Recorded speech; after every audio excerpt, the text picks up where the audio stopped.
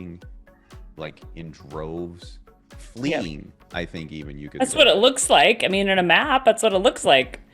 It's like refugees. It's kind of what it looks like. Kind of does. It reminds you of people who like put everything on their back and Yeah. they're leaving. Another thing that I just noticed was the U.S. cities most people moved to in 2021. This is going to not come as any shock that the number one area is in Florida. Yeah. It may come as a small shock to people that half of the top 10 are in Florida. Wow. I didn't realize that. That is a lot. Number one, the Villages in Florida. For those of you who don't know, that's a retirement community. So people are retiring to Florida. Okay. Number one, the Villages. Number two, Bradenton, Florida. Now, this one's a little bit of a shocker, but not really when you think about it. Number three is New York City. And that's because there was such a mass exodus out of New York City that it's just People are coming leaving. back. That's like Yeah. that's like the Biden administration saying that they have this, they've created all of these jobs. No, Yeah. bull crap. All you did was get out of people's way so they go back to work. Yeah. It doesn't Yeah. count. It doesn't count. Anyway, they counted it on here. Number four, Mount Pleasant, South Carolina, which is just down the street from me. Yeah. I can personally attest that has actually been happening. I mean, it is like a flood of people coming in here. Number five, Crazy. Fort Myers. Okay, so that's 3 out of the top 5. Heather, you have number 6? It's Myrtle Beach, South Carolina. So that's 2 for South Carolina. And I can attest to you that there's a lot of people moving to South Carolina. 7, Wilmington, North Carolina. 8, Cape Coral, Florida, which is where we are selling houses, interestingly enough.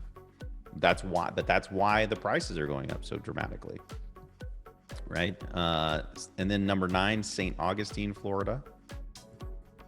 Because I looked through these, Ron, and I didn't really recognize how many were in Florida. I didn't just notice. It's half of the top 10 That's are in Florida. crazy. And then Clarksville, Tennessee rounds out the top 10.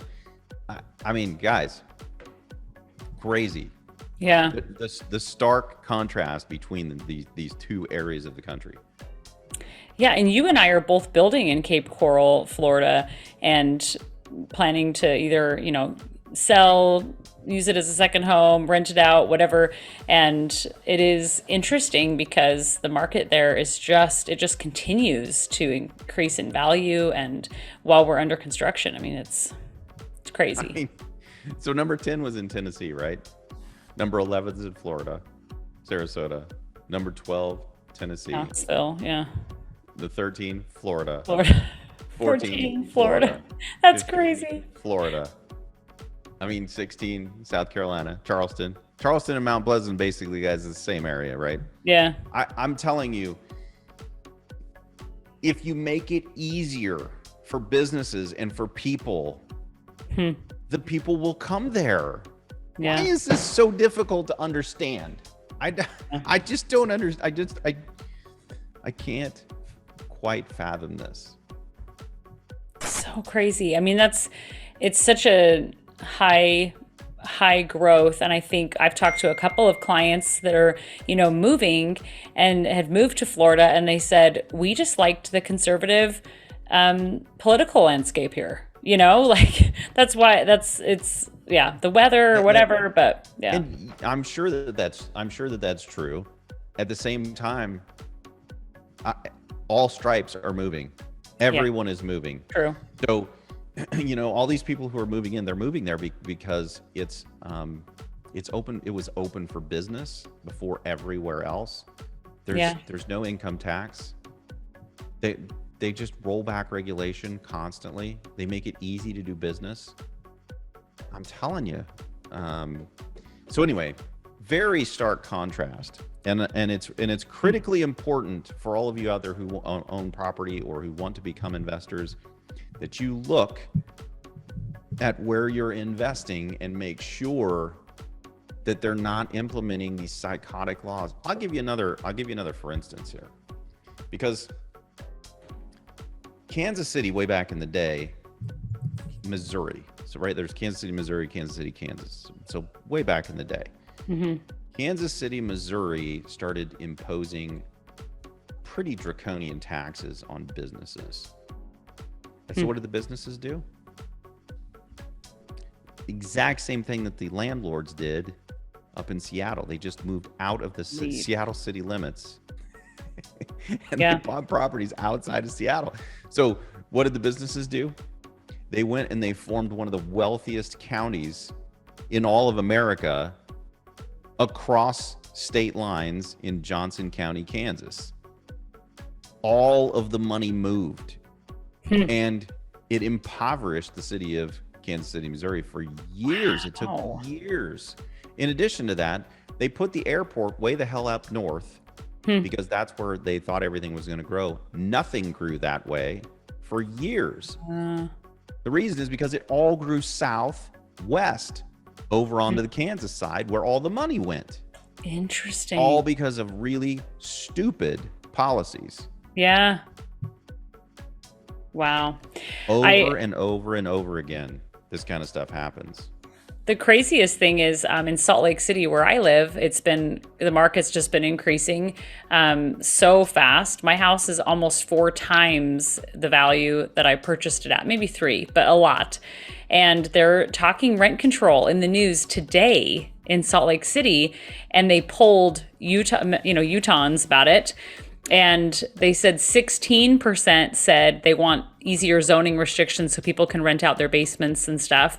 15% says we should do nothing and let the market just play itself out. Another 15% said let's have zoning restrictions adjusted so that people can build more quickly. Another 15% expanding funding for subsidized low-income housing. And then rent control was only favored by 13%. So I'm like, oh, good thing, right? So follow this in your local, and we've talked about that, gosh, like a year ago. Follow it in your local news. Get involved, people. Yes. This is coming to a town near you. So if you want plentiful properties that are nice, if you want more new construction, if you want things to continue to grow, then the government is gonna have to make it easier and get out of the way. Yeah. Every single time they get in the way. I'll give you another one. This is right now, right? I went to go get my house appraised, and it's under construction, right? We're doing this renovation. I think I told you guys about this. Yeah. And so they appraised it as an as-is value and an after repaired value, that's common. That's not a hard, difficult thing to do. So I was just simply going to get a home equity line of credit on the house, and I called the banker and I said, okay, so we have the appraisal back. When can we get the home equity line of credit done? Yeah. Well, we can't, because the appraisers, they wouldn't sign off on the appraisal that they did. What? Because the house wasn't done.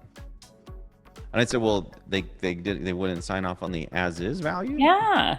No, they won't sign off on either one of them. I said, well, can you put some pressure on them? No, there's really nothing we can do. And why, Heather, is there nothing that they can do?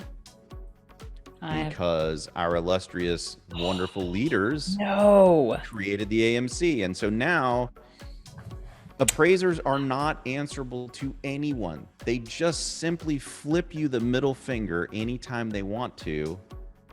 They got paid to do an appraisal that they wouldn't sign off on because the work's not done, when they were asked specifically to do an as-is and an after-repaired value. Now, the only way that they can get away with that is because of the government guidelines that were put into place. I'm just shocked they're using that as a reason, where that was what it was ordered for. That's mind-blowing. It's infuriating is what it is. And Heather, we've been dealing with this now for over a decade. Yeah. It has been extremely frustrating. And I think a lot of times people assume, oh, well, I'm overpaying for this property then, right? So I'm It used, depends on what side of the bed they wake up on that day. yes, yes.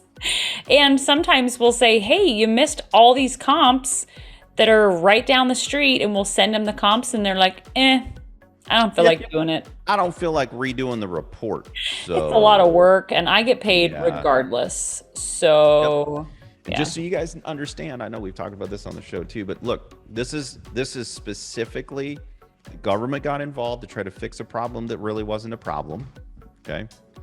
The problem wasn't that appraisers, there was a handful of appraisers probably who were in the pocket of some other people. So instead of just putting all those idiots in jail and fining them, they blew up the entire system Yeah.